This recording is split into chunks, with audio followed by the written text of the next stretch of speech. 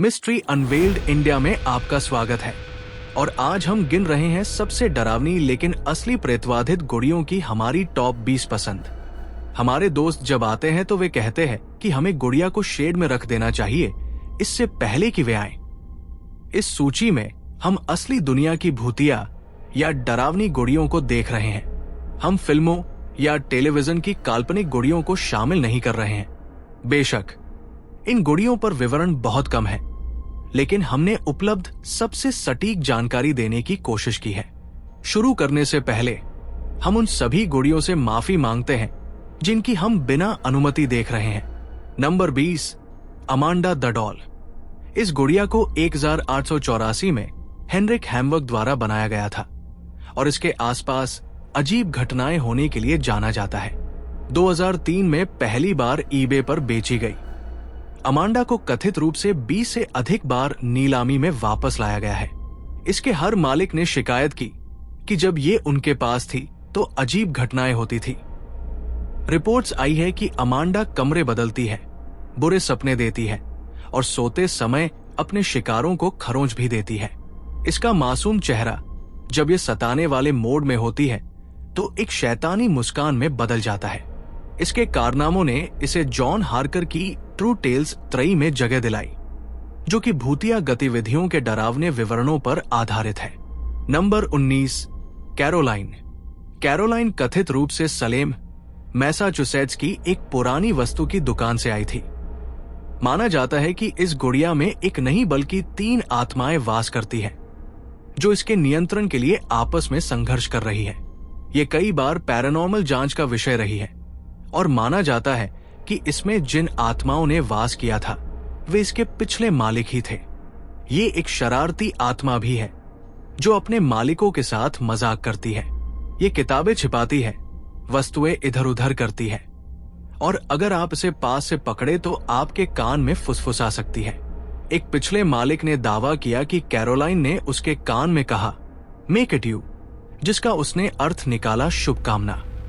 ये एक दुष्ट आत्मा के रूप में नहीं जानी जाती। कैरोलाइन को 2004 में अंतिम जांच के बाद से नहीं देखा गया है। नंबर 18, सूजी डॉल।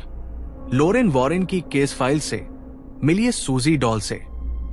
सूजी को हीथर प्लैट को उसके जन्मदिन पर उसकी आंटी रॉबिन ने उपहार में दिया था। उस रात हीथर के माता पिता को गहरी गुर्राहट की आवाज और एक काली छाया ने जगा दिया जो सड़क से चलकर उनके घर में आ रही थी। इसके बाद सूजी अपने आप घर में घूमती थी, रसोई की भारी वस्तुएं हिलाती थी और सोते बच्चों के सिर से बाल खींच लेती थी। जब लोरेन वॉरेन आई तब तक गुड़िया को घर से निकालने के लिए एक भूत भगाने की प्रक्रिया करनी पड़ी। नंबर 17, बूढ़े आदमी की कठपुतली। ये कठपुतली पैरानॉर्मल जांचकर्ता जेन हैरिस के पास तब आई जब इसके पिछले मालिक ने दावा किया कि ये उसे गला घोंट रही थी। उस आदमी ने इसे अपनी बिस्तर के पास की दराज में रखा था और अगली सुबह उसकी गर्दन पर छोटी कठपुतली जैसी उंगलियों से निशान थे। गला घोंटने के अलावा ये नामहीन बूढ़ी कठपुतली खरोंच और नीले निशान भी देती थी और आदमी के सपनों में उसे परेशान करती थी। जेन को संपर्क किया गया और उसने किसी भी संदिग्ध व्यवहार को रिकॉर्ड करने के लिए इसे कैमरे में कैद करना शुरू किया। नाइट विजन फुटेज में इसे अपनी बंद शीशे की अलमारी के अंदर हिलते हुए देखा गया, जिससे पुष्टि होती है कि ये प्रेतवाधित है। नंबर 16, एल्मो।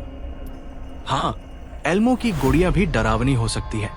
2008 में फ्लोरिडा के एक परिवार ने तब सुर्खियां बटोरी जब उनकी एल्मो नोज योर नेम गुड़िया ने उनके बेटे को जान से मारने की धमकी दी।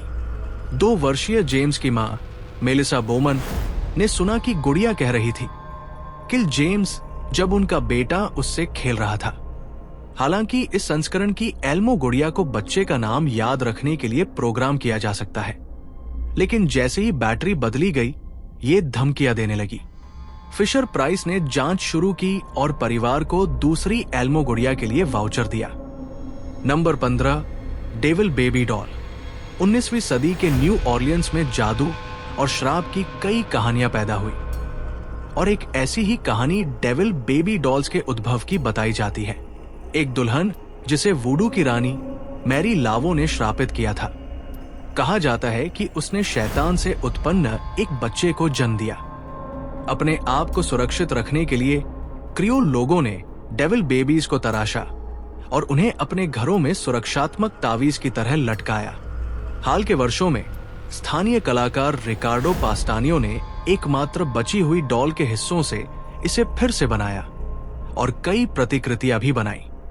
कहा जाता है कि जब ये डॉल्स एक साथ होती हैं तो वे सरसराती हैं और फुसफुसाती हैं, अपने आप हिलती है, एशर ट्रे पलट देती है और जब अलग होती है तो रोती है।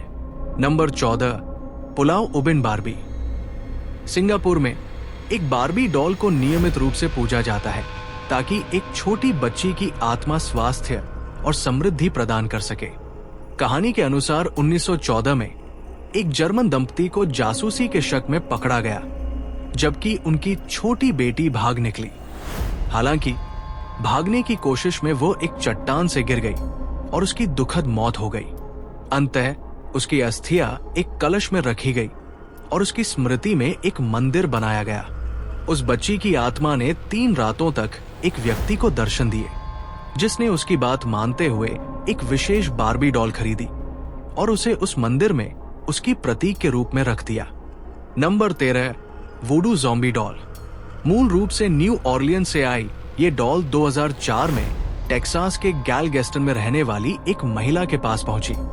ये एक धातु के डिब्बे में आई थी जिसमें लिखा था कि इसे बाहर न निकाला जाए क्योंकि ये उद्धृत करे तो लगभग जीवित है। ऐसा इसके ईबे विक्रेताओं का दावा था। उस महिला ने इसे बाहर निकाला और बाद में दावा किया कि ये उसे हमला करती थी और उसके सपनों में डरावनी उपस्थिति बनकर आती थी। इससे छुटकारा पाने के लिए उसने इसे ईबे पर दोबारा लिस्ट किया और कई बार सफलतापूर्वक इसे बेचा। हर बार नया खरीदार एक खाली डिब्बा पाता था और डॉल फिर उसी महिला के दरवाजे पर लौट आती थी। आखिरकार वो इसे एक घोस्ट हंटर के पास पहुंचा पाई, जो कथित रूप से आज भी इसे अपने पास रखे हुए है। नंबर 12, हाओगांग की डॉल। एक पेड़ के सहारे टिके हुए इसे राहगीरों ने पाया था।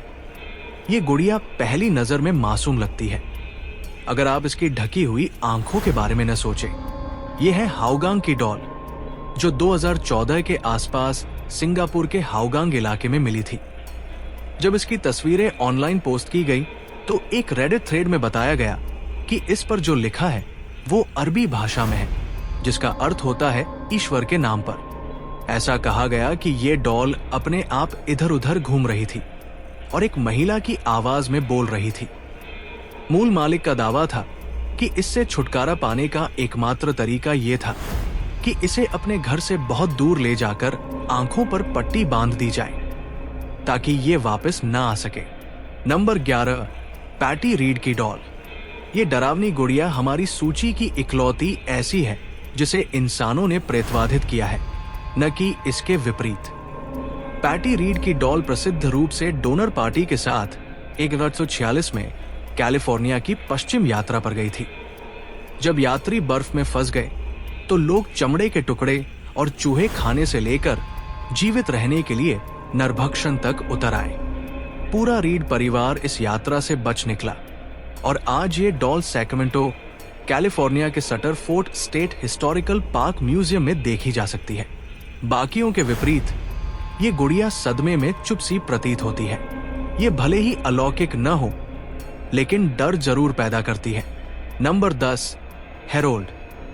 हेरोल्ड की कहानी शुरू होती है एक ईबे लिस्टिंग से, जो खुद एक हॉरर स्टोरी की तरह पढ़ी जाती है।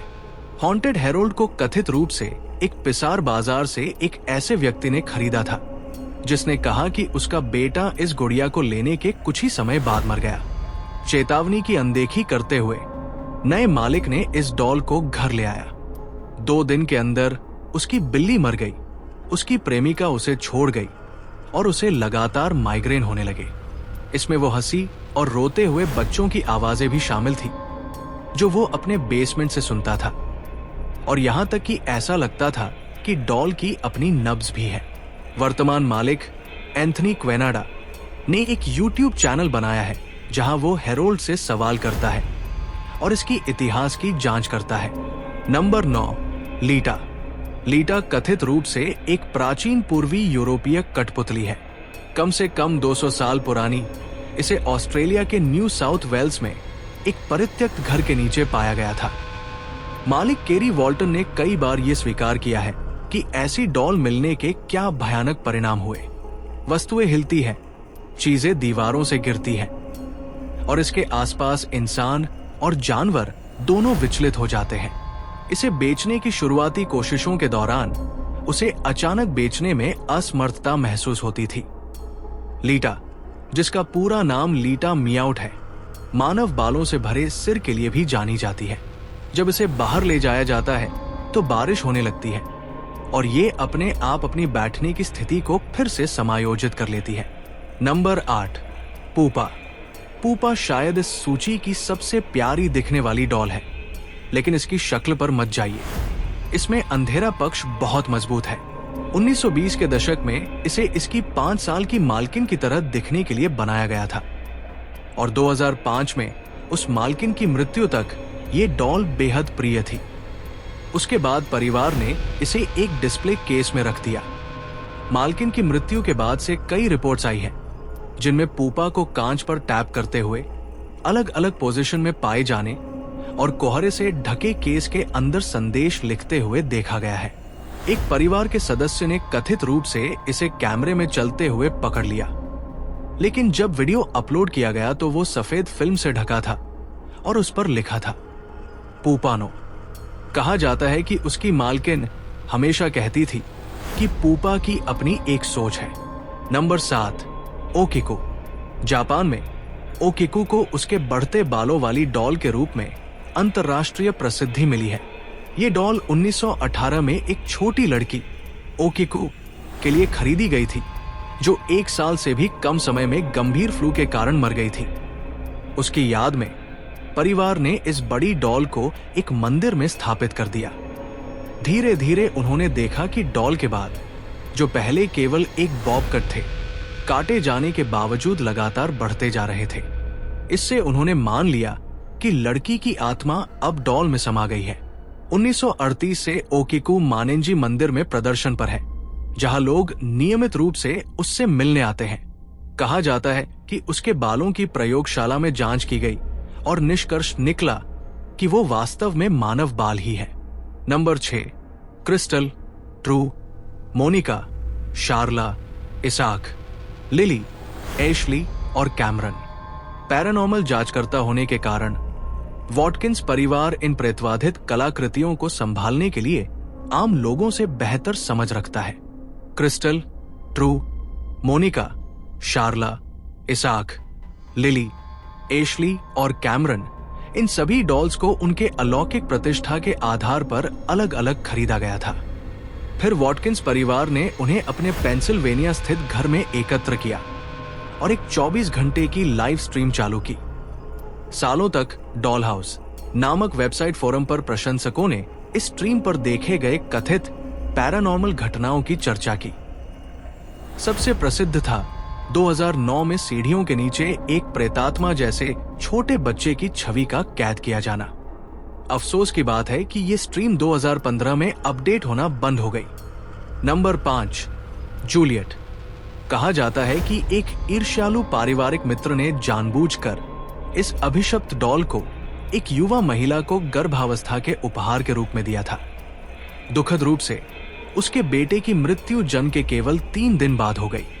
इसके बाद परिवार को डॉल से एक बच्चे के रोने की आवाजें सुनाई देने लगी। ये डॉल 4 पीढ़ियों से परिवार में ही रखी गई है, इसलिए इसके बारे में बाहरी जांच बहुत कम हुई है।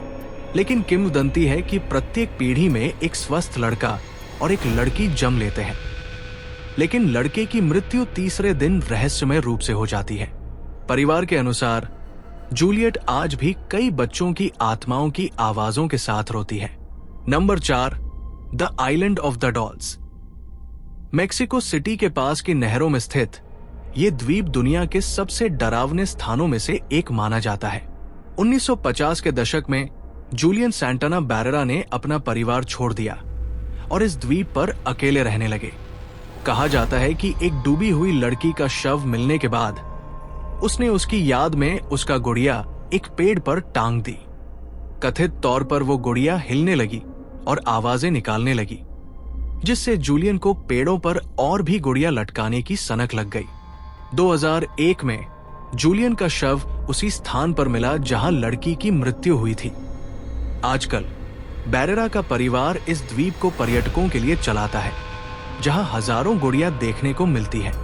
स्थानीय किंवदंती के अनुसार इन डॉल्स को फुसफुसाते और हिलते हुए देखा गया है। नंबर 3,